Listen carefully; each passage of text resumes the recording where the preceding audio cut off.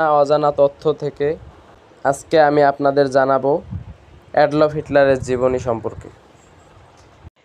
Adolf Hitler জন্মগ্রহণ করেন 1889 সালের 20 এপ্রিল অ্যাস্টিয়ার ব্রাউনাউ এম ইন শহরে। তার বাবা এলিয়েস হিটলার ছিলেন একজন কঠোর কাস্টমস কর্মকর্তা। তার মা ক্লারা হিটলার ছিলেন একজন যত্নশীল মা। হিটলারের শৈশব খুব একটা সুখকর ছিল না। তার বাবা ছিলেন কঠোর, যা হিটলারের মনে ক্ষোভ তৈরি করেছেন। হিটলার ছোটবেলা থেকেই শিল্পকলার প্রতি আগ্রহী ছিলেন এবং একজন চিত্রশিল্পী হতে চেয়েছিলেন, কিন্তু 1907 ও 1908 সালে ভিয়েনার একাডেমি অন ফাইন আর্টস-এ ভর্তির চেষ্টা করেও ব্যর্থ হন। তার এই ব্যর্থতা তাকে হতাশ করে এবং ধীরে ধীরে সে রাজনীতির প্রতি আকৃষ্ট হতে থাকে। ভিয়েনাতে বসবাসের সময় সে ইহুদির প্রতি ঘৃণা পোষণ করতে শুরু করে, যা পরে তার নাৎসি মতাদর্শের ভিত্তি তৈরি করে। 1914 সালে প্রথম বিশ্বযুদ্ধ শুরু হলে হিটলার জার্মান সেনাবাহিনীতে যোগ দেন এবং পশ্চিম রণক্ষেত্রে যুদ্ধ করেন। তিনি একাধিক পুরস্কৃত হন, বিশেষ করে আয়রন ক্রস ফার্স্ট ক্লাস পাওয়ার পর তার মনে জাতীয়তাবাদী মনোভাব আরও শক্তিশালী হয়ে ওঠে।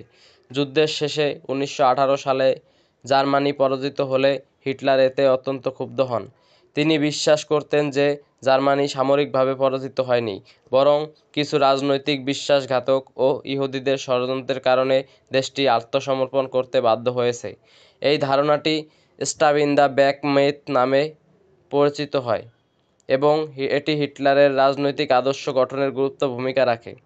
1919 সালে হিটলার জার্মান ওয়ার্কার্স পার্টিতে যোগ দেন, যা পরে Nazi party NSDAP national socialist German workers party নামে পরিচিত হয়।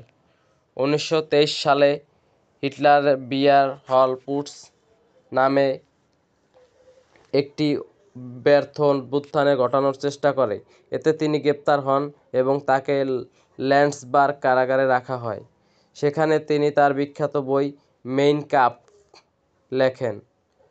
এই বইতে তিনি তার জাতীয়তাবাদী, ইহুদি বিরোধী ও সম্প্রসারণ বিরোধী মতাদর্শ প্রকাশ করেন। 1933 সালের 30 জানুয়ারি অ্যাডলফ হিটলার জার্মানির চ্যান্সেলর বা প্রধানমন্ত্রী হন। ক্ষমতায় আসার পর তিনি ধীরে ধীরে গণতান্ত্রিক ব্যবস্থাকে ধ্বংস করে একনায়কতন্ত্র কায়েম করেন। 1933 সালে জার্মান সংসদ ভবনে আগুন লাগলে হিটলার এটিকে কমিউনিস্টদের ষড়যন্ত্র বলে দাবি করেন এবং জরুরি অবস্থা জারি করে রাজনৈতিক বিরোধী দমন করেন। হিটলার ইনাবলিং অ্যাক্ট পাশ করিয়ে পার্লামেন্টের ক্ষমতা খর্ব করেন এবং নিজের সর্বময় কর্তৃত্বের অধিকারী ঘোষণা করেন। জোসেফ গোয়েবলস এর নেতৃত্বে একটি শক্তিশালী প্রচার বিভাগ গড়ে তোলা হয়, যা জনগণের মধ্যে নাৎসি মতাদর্শ প্রচার করে। 1935 সালে নিউরেমবার্গ আইন পাশের মাধ্যমে ইহুদি নাগরিক অধিকার কেড়ে নেওয়া হয়। 1938 সালে ক্রিস্টালনাক্ট নামে পরিচিত এক রাতে ইহুদিদের ঘরবাড়ি, দোকান, উপাসনালয় ব্যাপক ধ্বংসযজ্ঞ চালানো হয়।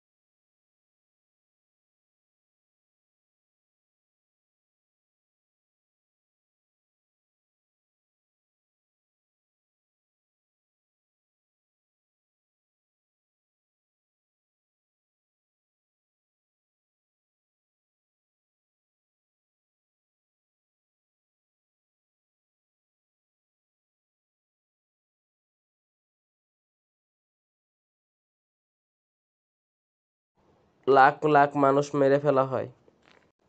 1945 সালের এপ্রিল মাসে বার্লিন চারপাশ থেকে সোভিয়েত বাহিনী দ্বারা অবরুদ্ধ হয়।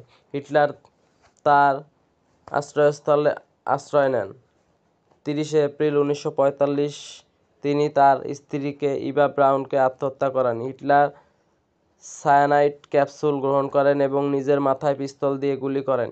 ইভা ব্রাউন শুধু সায়ানাইড গ্রহণ করেন। তাদের দেহ পেট্রোল দিয়ে ঢেলে পুড়িয়ে ফেলা হয় যাতে শত্রুরা দেহ খুঁজে না পায়। হিটলার মৃত্যুর পর নাৎসি জার্মানি আত্মসমর্পণ করে এবং দ্বিতীয় বিশ্বযুদ্ধ আনুষ্ঠানিকভাবে 8ই মে 1945 সালে শেষ হয়। হিটলার শাসনকাল ছিল অত্যন্ত ভয়াবহ অধ্যায়।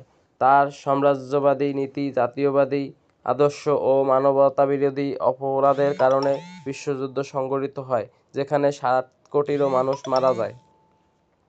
অ্যাডলফ হিটলার ইতিহাসের সবচেয়ে বিতর্কিত এবং নৃশংস শাসকের একজন। তার উত্থান ও পতন বিশ্বকে নতুন করে রাজনীতি ও মানবাধিকারের গুরুত্ব বুঝতে সাহায্য করেছে। আজও বিশ্ব তার শাসনের ভয়াবহতা থেকে শিক্ষা নেয়, মানবাধিকারের পক্ষে কাজ করে যাচ্ছে। ধন্যবাদ। আমার ভিডিওটি ভালো লেগে থাকলে একটা লাইক এবং একটা কমেন্ট করে যাবেন।